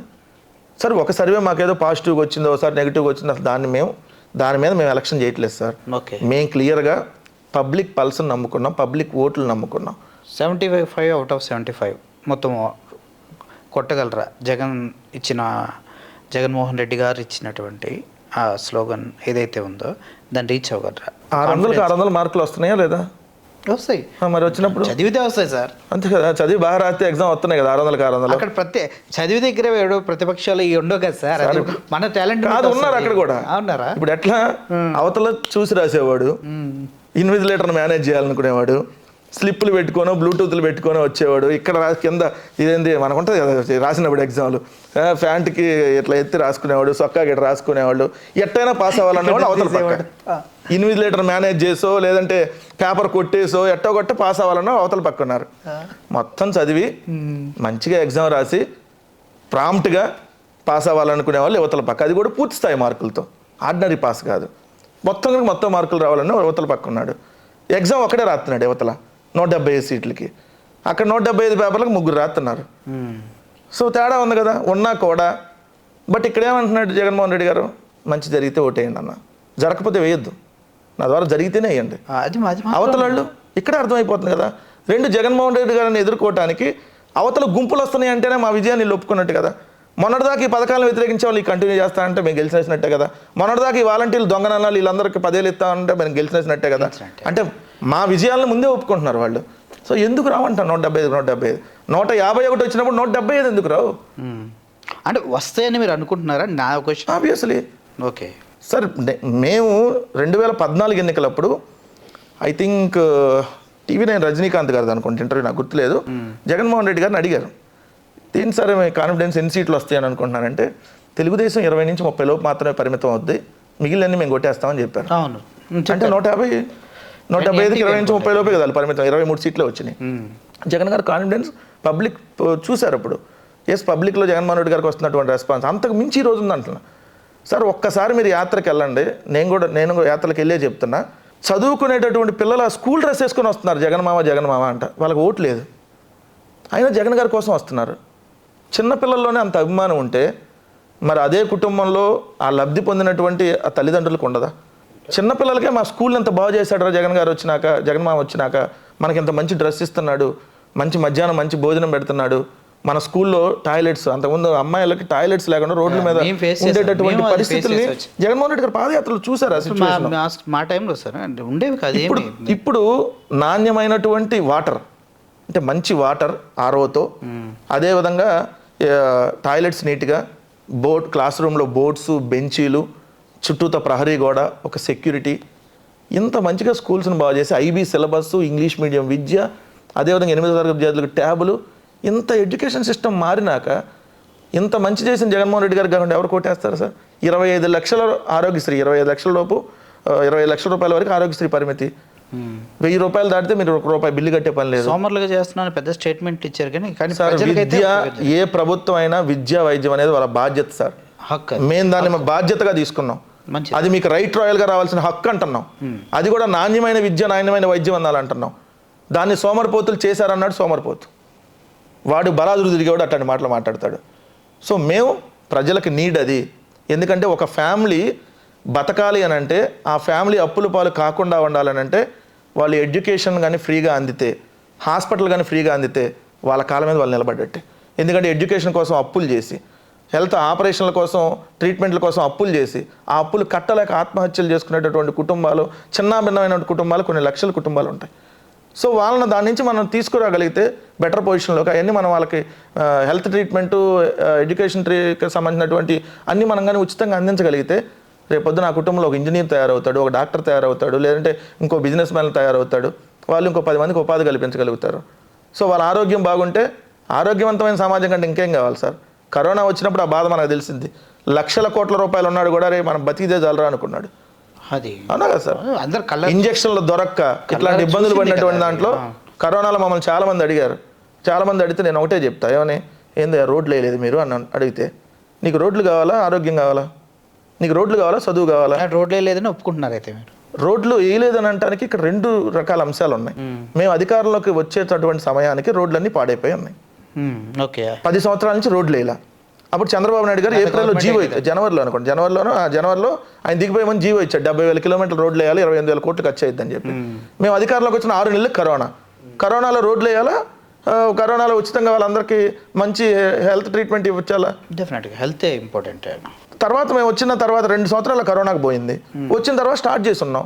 ఒకే రోజు అద్దాల మెడలాగా తయారవదు కదా. 3 సంవత్సరాలు మాత్రమే సార్. ఇప్పుడు మీరు మణికొండలో ఉన్నారు, మణికొండ హైదరాబాద్లో ఉంది భాగం, చూపిద్దాం అక్కడ ఎన్ని గుంటలు ఉంటాయో రోడ్లో. అయిపోయింది, ఇంకా హైదరాబాద్ నాశనం అయిపోయినట్టు ఒక గుంట ఉంటే, సీనార్ కాలనీ లేదంటే బంజారా హిల్స్ గుంటలు చూపిద్దాం. ఇవన్నీ రెగ్యులర్ ప్రాసెస్, వేస్తూ ఉంటారు, పోతూ ఉంటే రోడ్లు అనేది రోజు ప్రక్రియ, నిరంతరం ప్రక్రియ. సో అది ఒకే రోజుతో వేసేసి ఇంకా అయిపోయింది మా పని అనుకోవడానికి లేదు, పోతూ ఉంటే వేస్తూ ఉంటారు. సో దాన్ని చూపించేసి ఏది పడితే అది మాట్లాడేసి ఆంధ్రప్రదేశ్ అడుక్కుదినలా ఈ రాజకీయ పార్టీలు అడుక్కు తినబోతున్నాయి. ఆంధ్రప్రదేశ్ రాష్ట్రం బ్రహ్మాండంగా ఉంది, ప్రజలు బ్రహ్మాండంగా ఉన్నారు. మళ్ళీ వైఎస్ఆర్ కాంగ్రెస్ పార్టీ రేపు జూన్ 4వ తారీఖున ఎన్నికల రిజల్ట్ రోజు మీరు చూస్తారు. ఎన్నికల రిజల్ట్ అయిపోయినా మళ్ళీ ఇంటర్వ్యూకి వస్తా. మీరు చెప్పినట్టుగా కాన్ఫిడెన్స్ ఉన్నట్టుగా వైఎస్ఆర్సీపీ రావాలని మేము కూడా మనసారి కోరుకుంటున్నాం. అలాగంటే చేసిన సంక్షేమాలను బట్టి మీరు ప్రజల్లోకి వెళ్తున్నారు కాబట్టి సిస్టమ్ మారింది అంటున్నాను సార్. నేను ఎప్పుడైనా ఒక సిస్టమ్ నుంచి ఈరోజు కొత్త సిస్టంలో తీసుకొని వచ్చారు. ప్రభుత్వం అంటే ఏంటి? ప్రజల దగ్గరికి వెళ్ళి నేరుగా వాళ్ళకి మనం సహాయం చేయడం ప్రభుత్వం. అంతే తప్ప రండి ఎంఆర్ఓ ఆఫీస్కి రండి, కలెక్టర్ ఆఫీస్ రండి, వచ్చి లైన్లో నిలబడు, ఇదే ప్రభుత్వాలు. లాస్ట్ ఈ మంత్ అనుకుంటా సార్, చాలా మంది అలా వెళ్ళి వాలంటీర్లు లేకపోవడం వల్ల అది ఏం ఇబ్బంది అయిందని చూశారు. ఎందుకంటే ముసలి వాళ్ళు లేదంటే వికలాంగులు వాళ్ళందరూ ఎక్కడి నుంచి వచ్చి, ఇప్పుడు వాళ్ళు బెడ్లో ఉంటారు సార్. నలుగురు పోసుకొని తీసుకొని వచ్చి వాళ్ళకి ఇక్కడ తంబు వేయించాలి, ఇది పాజిబుల్. అంతకుముందు అలవాటు పడిపోయారు దానికి లేక. ఇప్పుడు ఆ సిస్టమ్ జగన్మోహన్ రెడ్డి గారు మార్చారు. సో మారినటువంటి సిస్టమ్ అని చూడండి అంటున్నా. ఊరు మారింది, ఊర్లో 4 బిల్డింగ్లు వచ్చినాయి. అంతకుముందు ఏముండేది, ఒక పంచాయతీ ఆఫీస్ తప్ప ఏముండేది. ఇప్పుడు సచివాలయం అని ఒక బిల్డింగ్ కట్టాం, రైతు భరోసా కేంద్రం, హెల్త్ క్లినిక్, ప్రతి గ్రామంలో హెల్త్ క్లినిక్. అక్కడ డాక్టర్ అందుబాటులో ఉంటారు, మెడిసిన్స్ అందుబాటులో ఉంటాయి, ఉచితంగా మెడిసిన్స్, ఇంటింటికి ఫ్యామిలీ డాక్టర్. ఎడన్నా మనం ఫారెన్లో ఊహించుకునేది. బట్ ఆంధ్రప్రదేశ్లో చేసి చూపిస్తే ఇంకా బాగాలేదు, ఇంకా లేదు. ఆడెవడన్నా ఆంధ్రప్రదేశ్లో ఉంటేనే కదా. చంద్రబాబు నాయుడు ఆడుంటాడు, ఆయన ఇల్లు ఆడ, వాళ్ళ కొడుకు ఇల్లు ఆడ, మన పక్కనే కదా జూబ్లీ హిల్స్లో. పవన్ కళ్యాణ్ ఇల్లు ఎక్కడ అదే జూబ్లీ హిల్స్ ఉంటాడు, లేదంటే ఫామ్ హౌస్లో ఉంటారు. వీళ్ళు ఆంధ్రప్రదేశ్లో ఉండరు. ఆంధ్రప్రదేశ్లో ఉండరు. TV5 నాయుడు ఆయనకు ఓటు హక్కు తెలంగాణ, ABN రాధాకృష్ణ ఓటు హక్కు తెలంగాణ, ఆస్తులు తెలంగాణ, రామోజీరావు ఆస్తులు ఆయన ఓటు హక్కు తెలంగాణ, ఆధార్ కార్డు తెలంగాణ. వీళ్ళందరూ ఆంధ్రప్రదేశ్ అడుగుతుంది అంటున్నారు. వీళ్ళెవరు ఆంధ్రప్రదేశ్లో ఓటర్లు కాదు, వీళ్ళెవరు భాగస్వామ్యం లేదు, వాళ్ళు అక్కడ ఉండరు. ఉంటేనే కదా ఇక్కడ అభివృద్ధి ఉందో లేదో తెలిసేది. గ్రామానికి వెళ్ళి రూపురేఖలు మారినాయో లేదో చూసిరండి. సో మారితే మాకు ఓటేయమంటున్నాం. ఒక ఊర్లోకి వెళ్ళగానే 4 అడుగులు వేస్తే అందమైన సచివాలయం కనపడుద్ది, ఇంకొక 4 అడుగులు వేస్తే రైతు భరోసా కేంద్రం, ఇంకో 10 అడుగులు వేస్తే హెల్త్ క్లినిక్, ఇంకో 10 అడుగులు వేస్తే డిజిటల్ లైబ్రరీ, కొద్ది దూరం వెళ్తే స్కూలు, కార్పొరేట్ స్కూల్ లాగా కార్పొరేట్ స్కూల్ని తలదిన్నే గవర్నమెంట్ స్కూల్ కనపడుతుంది. అక్కడికి వెళ్ళి ఏ ఇంటికి వెళ్ళినా మాకు సంక్షేమం అందింది అంటారు, అమ్మ ఒడి ఇచ్చింది అంటున్నారు, పెన్షన్లు అంతే అంటున్నారు, ఇళ్ల పట్టా వచ్చింది అంటున్నారు. ప్రతి గ్రామంలో సంక్షేమం అందింది, అభివృద్ధి జరిగింది. గ్రామాన అభివృద్ధి కంటే ఇంకేం చేస్తారు? సో ఇవన్నీ మేము చేసాం, అందుకనే అంత కాన్ఫిడెంట్గా ఉన్నాం. మాది ఓవర్ కాన్ఫిడెన్స్ కాదు. ఇచ్చాపురం నుంచి కుప్పం దాకా మేము చేసిన అభివృద్ధి, మేము చేసిన సంక్షేమం చూసి మాకు ఓటేయండి. అవినీతి ఒక్క రూపాయి లేకుండా అందించినటువంటి మొట్టమొదటి ప్రభుత్వం ఈ భారతదేశంలో, ఫస్ట్ అండ్ లాస్ట్ గవర్నమెంట్కి అంతే. ఎందుకంటే ఏ ప్రభుత్వం ఇప్పటివరకు ఎక్కడైనా ఒక పథకం అందాలంటే 10,000 వెళ్ళాలంటే జన్మభూమి కమిటీలకి, లోకల్ లీడర్లకి లంచాలు ఇచ్చి 1,000, 2,000, 3,000 వాళ్ళకి పోతే 5-6,000 వచ్చేటటువంటి పరిస్థితి. ఇక్కడ ఆ సిస్టమ్ ఉందా? లేదు కదా. మరి ఇవన్నీ మారింది, మార్పు జరిగింది. కాబట్టి ఈ మార్పు కొనసాగాలి అని అంటే, ఈ మంచి అనేది కంటిన్యూ అవ్వాలనంటే జగన్మోహన్ రెడ్డి గారికి ఓటేయండి. అవసరం లేదు మాకు ఈ మార్పు. చంద్రబాబు నాయుడు చెప్పే హామీలని, చంద్రబాబు నాయుడు ఏదో అభూత కల్పన కల్పించేస్తాడని నమ్మితే నట్టేట మునుగుతారని చెప్తున్నాం. ఈవెన్ కంచె ఐలయ్య గారు ఎడ్యుకేషన్ సిస్టమ్ అంతటిని చాలా పాజిటివ్గా పోర్ట్ చేసేసారు ఆయన. దళితులు కూడా మంచిగా వస్తున్నారు దీని నుంచి అని. Sir what ever it is, మీరు మా స్టూడియోకి వచ్చి పార్టీకి సంబంధించినటువంటి అనేక విషయాలు చాలా క్లియర్గా మాకు చెప్పారు. Thanks for information. మీరు ఓటు వేయడం అనేది ఎవరు డిసైడ్ చేయలేరు, మీ ఓటు హక్కు మీ ఇష్టం. బట్ మనకి మంచి ఎవరు చేశారో వాళ్ళని ఆలోచించి, ఎవరు చేస్తారో అని ఆలోచించి ప్రజలంతా అటువైపు ఓటు వేసే విధంగా తీసుకెళ్ళాలనేది మా ప్రయత్నం, తెలుగు రాజ్యం ప్రయత్నం. ఇప్పుడు కారుమూరి వెంకటరెడ్డి గారు చాలా క్లియర్గా చెప్పారు. ఎలక్షన్ తర్వాత కూడా మనకు ఇంకో ఇంటర్వ్యూ ఇస్తారు, చూద్దాం ఇంకా అప్పుడు మళ్ళీ ఎలా ఉంటుంది అనేది. Sir thank you for coming. Thank you so much. నమస్తే, నేను మోనిక. తెలుగు రాజ్యం ఇక ఊరూరా రాబోతోంది. దినదిన ప్రవర్ధమానమవుతున్న తెలుగు రాజ్యం ఛానల్కు 2 తెలుగు రాష్ట్రాల్లోని 42 లోక్సభ నియోజకవర్గాల నుంచి న్యూస్ కంట్రిబ్యూటర్స్గా వ్యవహరించడానికి యువతను ఆహ్వానిస్తోంది. జర్నలిజం పట్ల ఆసక్తి, కనీస సామాజిక రాజకీయ పరిజ్ఞానం, స్థానిక పరిస్థితులపై మంచి అవగాహన, స్థానిక పరిచయాలు, గౌరవప్రదమైన జీవనం ఉంటే సరికొత్త సామాజిక విప్లవంలో మీరు కూడా భాగస్వాములు కావచ్చు. మీ అంతరంగాన్ని ఆవిష్కరించవచ్చు. ప్రతి లోక్సభ నియోజకవర్గ పరిధిలో 2కి అవకాశం ఉంటుంది. 30 నుంచి 35 ఏళ్ల మధ్య వయస్కులై జర్నలిజం పట్ల అభిరుచి, ఆసక్తి కలిగిన యువతి యువకులు తమ వివరాలు, జీవన విధానం, ఆసక్తి గల ప్రాంతం, పాస్పోర్ట్ ఫోటోతో కలిపి ఈ దిగువన నంబర్కు వాట్సాప్ చేయొచ్చు. నంబర్ 8125150555.